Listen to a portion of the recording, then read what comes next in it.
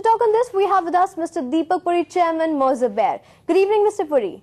Good evening. Mr. Puri, what kind of policy environment you think will help India emerge as a solar energy powerhouse? Well, most of the policy is in place already currently. But the biggest issue that is holding it back is that there should be a domestic content clause in the policy itself.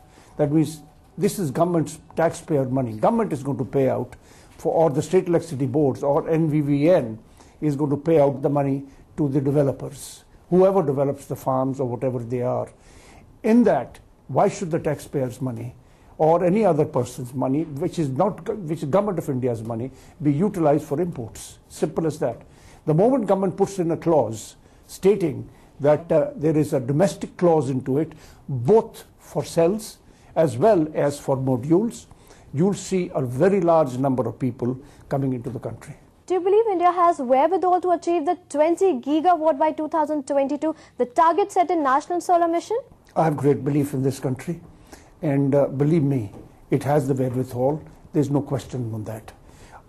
Should the government's correct policies be into place, which I think 95% are there already. Government has done a very wise thing without allocating a large amount of the budget, has been able to find budgetary support for NVVN through cess on coal, which was a very wise move to make. Government is a wise government, but only thing I say is they must get into this domestic clause with domestic manufacture. Okay, you've always believed in cutting-edge technology as the key to raise the stature of the Indian industry. Has this been achieved, Mr. Puri? Well, before I answer that question, one of these days I would like UTV to go and see our plants. And that's why my belief is very strong on this. But let me just backtrack on. I have been working with the government for the last 10 years. Government has done quite a bit. It has announced, thanks to the government plus the industry, what is called the Special Investment Promotion Scheme, SIPS policy, which is a very, I think, fairly good policy to get hardware into the country. Hardware is the single largest manufacturing sector in the world.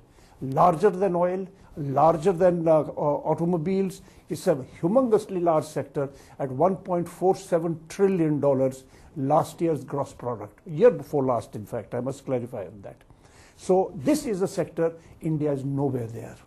Accepting under the SIPS policy, where the government was expecting and all of us were expecting large number of semiconductor for processor and memory plants to come up. That has not occurred, but large number of solar semiconductor plants will come up.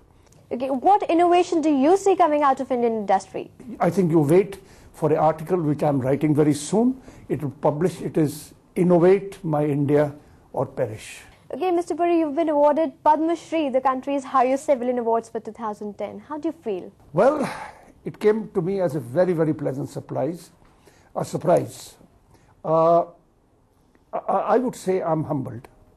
At least the country has recognized or has at least felt that they need to recognize all the work our generation has done, and they are suitably at the right moment rewarding the people.